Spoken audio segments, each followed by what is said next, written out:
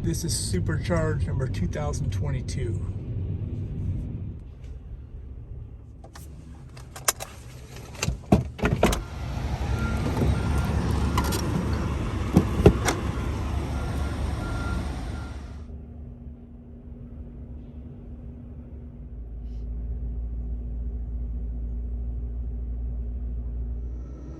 Jacket in the background. Okay, hello everybody. We're here to talk about our Airbnb experience here while I'm supercharging. And this is a video that Denise and I have talked about for a little while. Actually, your head is in the, you see? You can't see Denise because the shadow from the rearview mirror is blocking her face. All right, anyway, I want to talk about this. Okay, notice I changed this around so we're both able to be seen because we're in the parking lot lights and sheets. Okay, let's make this video so you guys understand, especially if you have no experience with Airbnb, which we had no experience 3 years ago. This is our 3-year anniversary of Airbnb. So let's get back to the beginning. And we're making this video in early August 2021. So we started out with a property in the state of New Hampshire 3 years ago, which was what, 2018, right? Purchase. We bought a house. I bought it cheap. I was taking money out of regular annual rentals. I sold 2 properties, single families, that I owned with somebody else.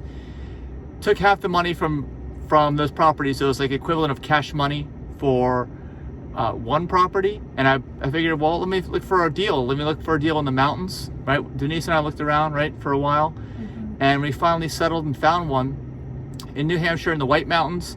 And I made an offer of around $50,000 cash. At the time, I don't think any of the utilities were on, right? No water, maybe it was electricity on? Electricity was on. Yeah, okay. The real estate agent made it look really homey when we arrived because it was almost dark out. So it was nice to seek shelter from the wilderness inside this nice cabin. So you think the real estate agent misrepresented us? No, No. not at all. Okay. Well, we saw, yeah, we got I asked for the disclosure, and I just wanted to buy something cheap. I knew it needed some work. The water wasn't on, but I figured, well, if we can get it for like $50,000, detached house, 3 bedrooms, had 7 beds in it, right? I was like, I can make an Airbnb. At the time, I didn't know anything about short-term rentals, Airbnb, Vrbo, whatever people use these days. And by the way, make sure that you like this video and also click on the link in the description below. It's my Airbnb link. I'll get something, you'll get something, whether you're just signing up for Airbnb for the first time or if you want to become a host. Okay, so make sure you click that link. It had 5 beds in it. It sleeps 5? 7 because 2 of the beds Oh. are queens. That's right, yeah, okay, that's right. But sleeps 7, right? A property that sleeps 7, short-term mountain properties is on the side of a mountain in the White Mountains. $50,000 sounds like a great deal. I'm like, well, I don't know anything about Airbnb, but we stayed in a few Airbnbs. And back then, 3 years ago, Airbnbs were cheap, right? I mean, you figure if you want a deal, you go to Airbnb, right? Because stuff we were renting was going for between $50 and $75 a night, I'd say, right?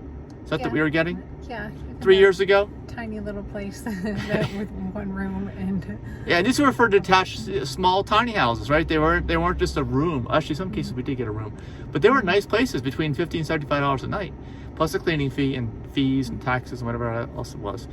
But still, that's a good deal. I thought it was a great deal. It's cheaper than a hotel 3 years ago. That was before COVID. That was before the real estate market has taken off. Before a lot of things. Anyway, let's tell you what happened. I bought the house, right, 3 years ago. Yeah. And I figured we're gonna go. We bought all kinds of stuff, right? I'm like, I'm gonna go in there. I'm gonna fix the water, get the water working. I'm gonna put a listing on Airbnb. Like right before I bought it, I think I put the listing on Airbnb. I'm gonna see. Like, I had no idea what the demand was, and at the time, Airbnb wasn't. It was doing well, but it wasn't really widely used. Most people didn't use it or know about it at the time 3 years ago. So I put it on there, and I put it on a low rate. I think we put it at like $59 a night, or maybe even less than that. Something just because I figured, well, I'm getting this house with furniture, beds, everything, right? I'm thinking it doesn't look the greatest. It's like an older hunting cabin. It's kind of like glamping, basically. What we realize now is like the trend, glamping. That's basically what it was. Furnished glamping unit. It wasn't luxury glamping, all right, but it was a step above pitching a tent in the woods, right? Yeah. Right? Yeah. You built the driveway first before you rented it, right? Yeah, that's right. The house had no driveway. It had a lot of things that needed work. That's why I made him an offer of, you don't have to fix anything. Here's $50,000. Just give me the house and we'll make it work. So, but actually, let's go back before the driveway. We didn't have a driveway. 2018, just bought the house. Problem number one, well, success number one was we put it on Airbnb and people started booking, all right?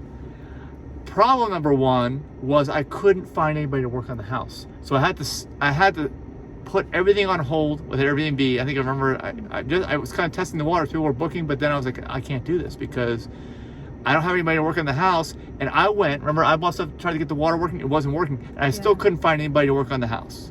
And we were many states away. We were working out of DC area, Northern Virginia, and I bought this house in New Hampshire. So we were many states away. I've done annual rentals many states away. To me, that's nothing new. I think nowadays, you look online, you see that everybody's doing this. It's no big deal. But when I started doing annual rentals from many states away in 2012, actually even before that, 2008 is when I started, people were like, that's crazy. You'll never be able to do that. So I was thinking, okay, I can do annual rentals from many states away. We can do Airbnb from many states away. But we didn't know the New Hampshire market and the mountains, which it's basically underemployment, right?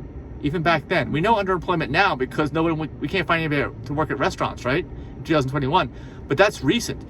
There's always been underemployment, it seems like, in the New Hampshire area. I didn't realize that. So I talked to all the neighbors, met the neighbors. Some were good, some were not so good. Most were good. We'll get into that later. But thankfully, in about a year's time, it took me almost a year, that house just sat there, right? I didn't think I was going to find anybody to work on the house. And I realized what needed to be done. I needed to get the water working. I needed to put a driveway in. That's about it, I guess. As long as I can get the water working and driveway in, we're good, right? Because the whole house is furnished. We know that there's a demand on Airbnb. I can reinstate if that can happen.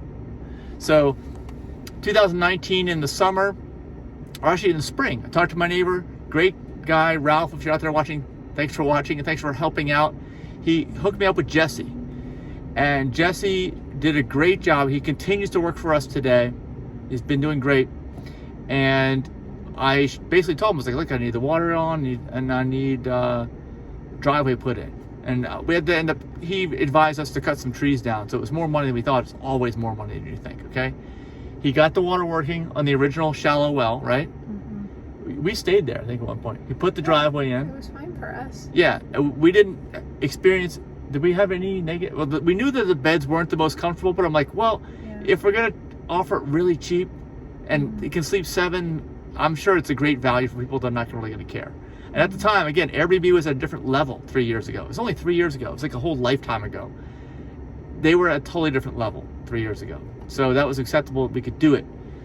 We stayed there. We figured, okay, it's time to put it on. Jesse did the work in the house. He had trouble getting it going, but he finally got it all going. So the pump needed some parts for the well. Yeah. And we tried that. Yep, we did that. So we're like, okay, wasted a year. You know, I wish I didn't do that because it's not only the fact that I put my money into it, but I lost that long of an income. I sold 2 rental properties and had almost no income off the property. So I've actually got a pay cut. If you think about it, you got to realize that, you know, any money that you don't make in a rental property is the opportunity cost, of course, but it's also just a pay cut. That's what it is, because you should have money coming in off of this. So you got to treat it like that. You got to use that to self-motivate.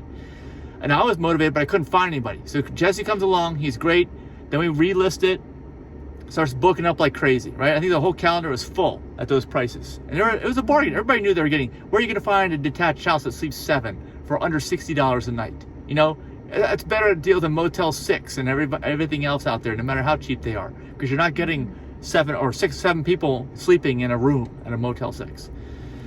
So anyway, it started out okay, and actually the first couple guests went through, the reviews were okay. I didn't know what to do. I didn't know how about asking for 5-star reviews, which you should always do, but actually things started going well and got some good reviews, and it looked like there was a plan for me to become a super host. Like right away I'm thinking, I'm going to become a super host, remember?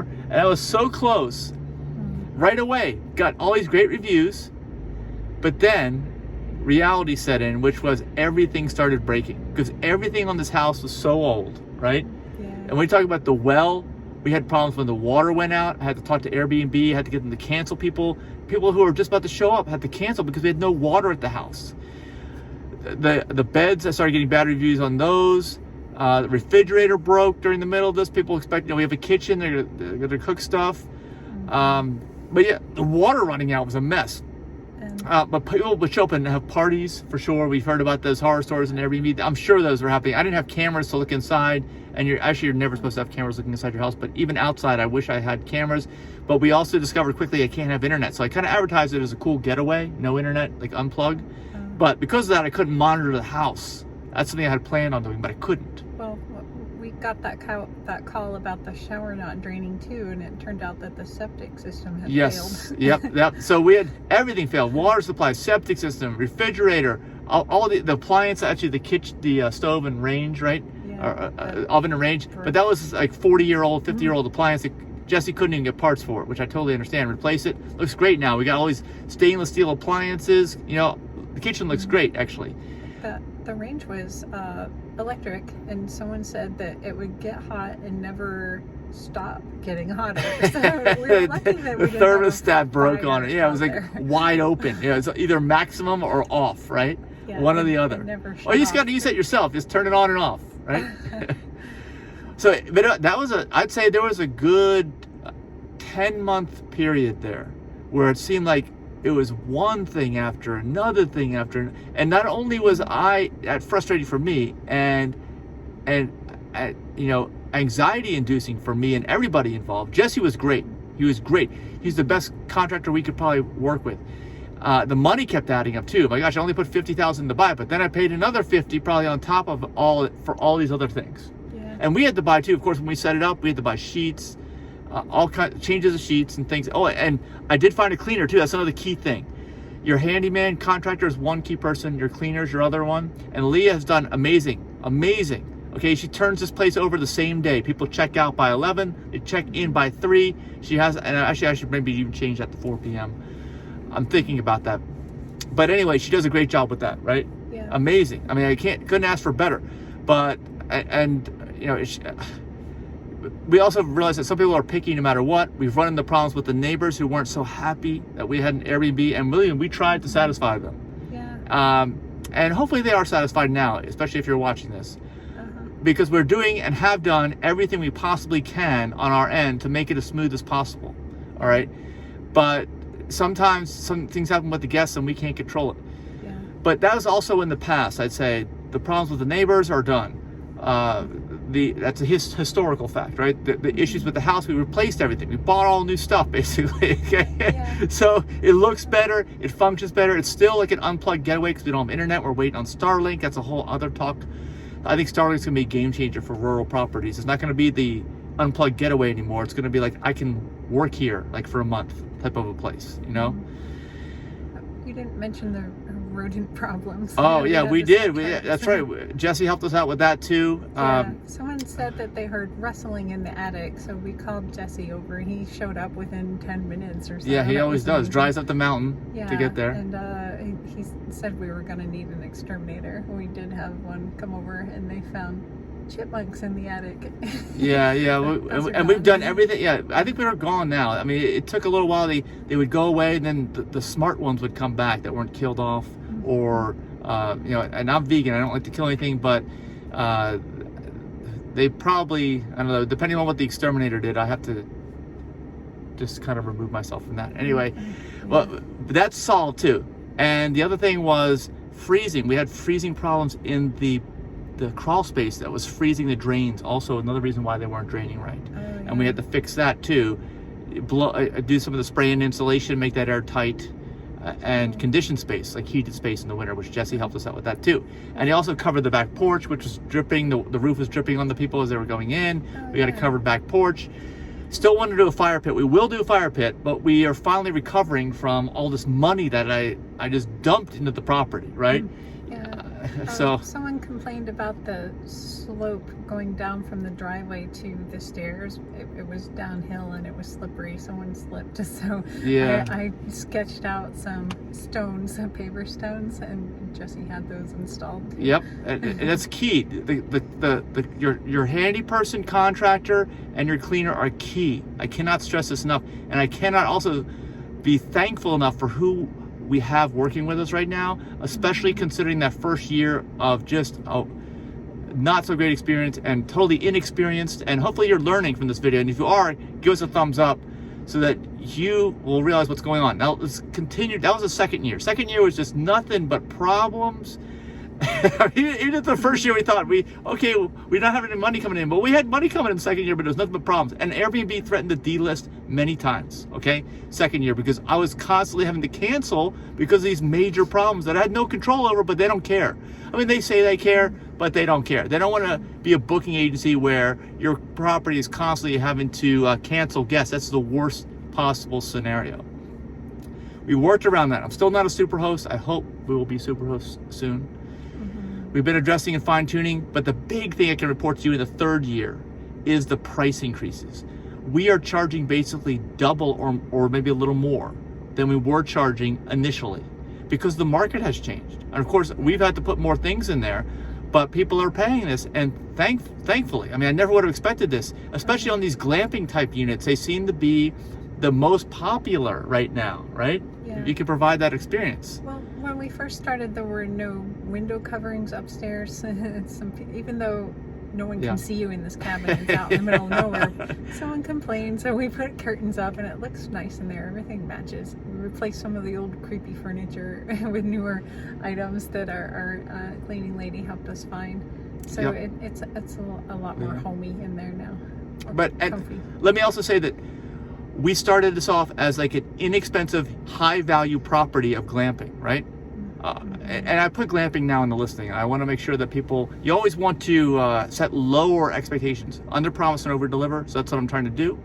I know even people say take professional pictures of your property, but that's kind of over promising and under delivering a lot of times, I feel, even though it does look better in the listing. Okay, well, but did you mention that you replaced all the beds too? Yeah, that's right. We had to replace all the beds. I didn't mention that. But see, this is all done. So no more complaints about this. All new beds, all new septic well. Actually, the well turned out to be a flowing artesian well. The other one was just not that great quality, and it would run out. Yeah, this thing is way better quality. It's almost like a human-made spring that's constantly pouring out water without even a pump. Yeah, there's plenty of water. So that was a good spot to drill.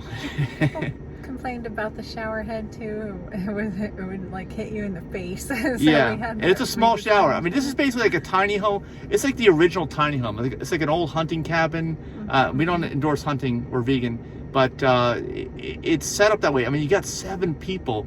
Even still, like with us doubling the price from like under $60 a night to like almost $120 a night minimum, you're still, what are you going to find where you're going to sleep 7 people for that price? When you bought it, there were just a couple of pots and pans too, and some mismatching silverware. And it was whatever was there. We put all the necessary utensils in there to cook a meal, and got complete sets of silverware and more dishware. True, so, but the coordination though is lacking. One thing you probably want to do is you want to hire a designer or have an overall design plan for the living space, meaning the kitchen. The most important space is the kitchen, eating area, and like family room type of an area. And we don't even have that big of a family room, but that whole space is like one space in ours. Even though it's kind of funny, it's this tiny home, right? But it's got a big what is that? What in the world? Anyway, we have that space, and we need an overall plan. I think at some point in the near future, in addition to continuing to raise the price as the market allows, I think another step up for us is going to be coming up with a plan to furnish and decorate those areas with all new stuff, right? And even kitchen stuff too, like the dishes and things that don't match. I don't know. We'll have to see what we need, but I think a comprehensive plan, people are going to have such a much nicer experience, I think, when they show up to something like that. Yeah. Because right now we're saying it's glamping, and we're still saying it's glamping, but we could say it's luxury glamping at that point in time. Like, I would not call it luxury. I would not use that word right now, right? No. No. You still have a TV out there with rabbit ears and a Yeah, it's black and white. A VCR, not even. Yeah, well, a I say it's like player. all retro stuff. It's totally retro. Yeah, it's totally retro. But here's the other thing I was mentioning earlier in the video: Starlink. Because the most popular properties right now on Airbnb and Vrbo, we just do Airbnb, by the way. We don't even do anything else. I know there's other ways to do it, and we'll have other videos like this about this in the future. But is the different experiences, unique and different experiences, which is what I wanted when I bought this thing 3 years ago, but I never could have imagined it would morph into what it has today with the demand that's out there today. Because people don't want to stay in a hotel. They're all the same. They're all like 4 concrete walls, you know, and a ceiling, and everybody looks the same, and it's regular old society. People don't want that. What we are lacking, as I said, is the internet, and we say it's an unplugged experience, but I am on the waiting list for Starlink, and I have been since January, whenever Elon Musk announced that we can get on it. And I've talked to Jesse already, who's asked me already, who's followed up saying, where's the equipment? You know, because as soon as we get it, we're going to install it, and hopefully we will have reliable, super high-speed internet. I call it gigabit internet in BFE is what I call it. That's the hope is going to be, and I will put that in the listing, and we will raise the price again, because I know we can get more, and we'll probably add like a big flat panel TV mounted to the wall. People could connect to their media, right? Watch this kind of stuff. They can't do anything like that. It's totally unplugged experience right now. You can get some off the air analog television. You can, or whatever it is, digital, but it'll be totally different, I think, at that point in time. And that's when I will probably do that in conjunction with a designer, right? For the living space, the kitchen, family room, eating areas. And that's it. So that's been our metamorphosis. It's truly been, I think, a metamorphosis. I can't believe it's changed the way it has. And like I said, I knew nothing when I got into this 3 years ago. Nothing. All I've ever done, and I'm a real estate agent, I'm a licensed realtor, is annual rentals. But now I'm thinking about even converting my annual rentals to Airbnbs, because right now there is such a lack of supply in any of these types of experiences, or any type of short-term rental for that matter. And of course, a lot of places are banning them, saying you can't do it depending upon the HOA restrictions, COA, whatever it might, even city restrictions are saying that you cannot necessarily rent these things out.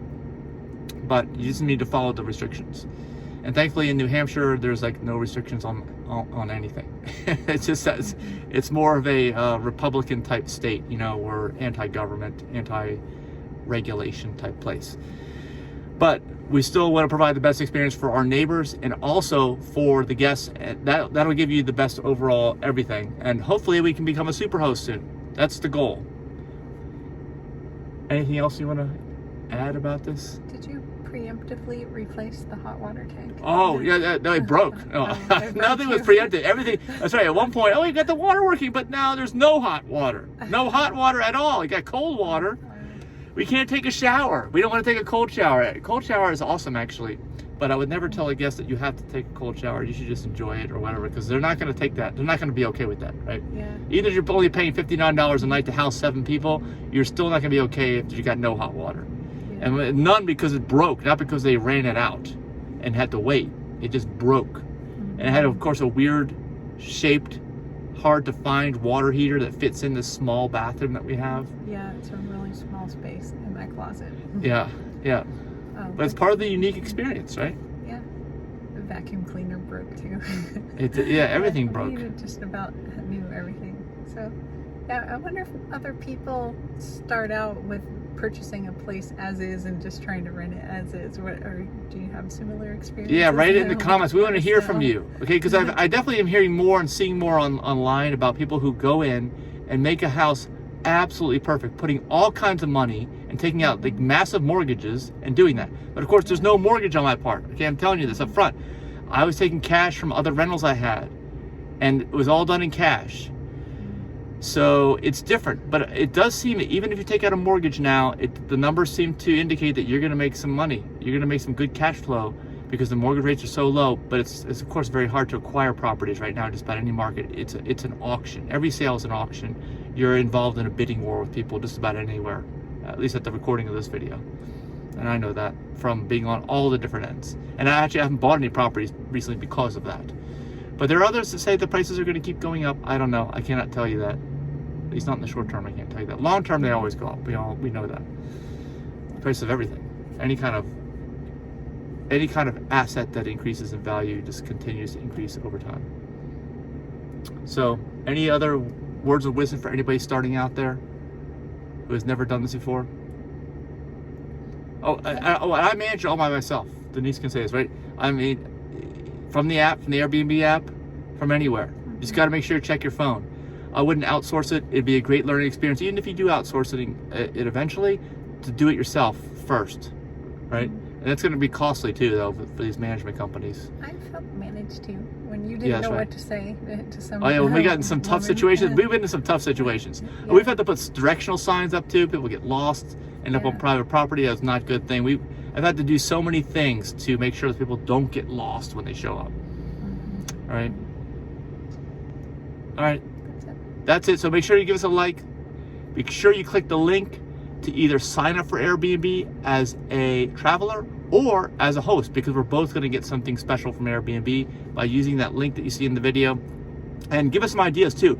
Any questions you have, ideas about future videos about this Airbnb short-term rentals. We have some other projects coming up that we're keeping a secret right now, but we hope will work out, right?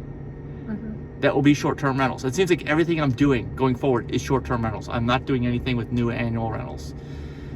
And it seems like everybody who's in one of my annual rentals, if you are, say hello, one of my tenants, wants to buy them from me. So that's just the way the market is right now, you know. Well, that's a good sign that you have a nice place. Yeah. All right, thanks for watching. Bye.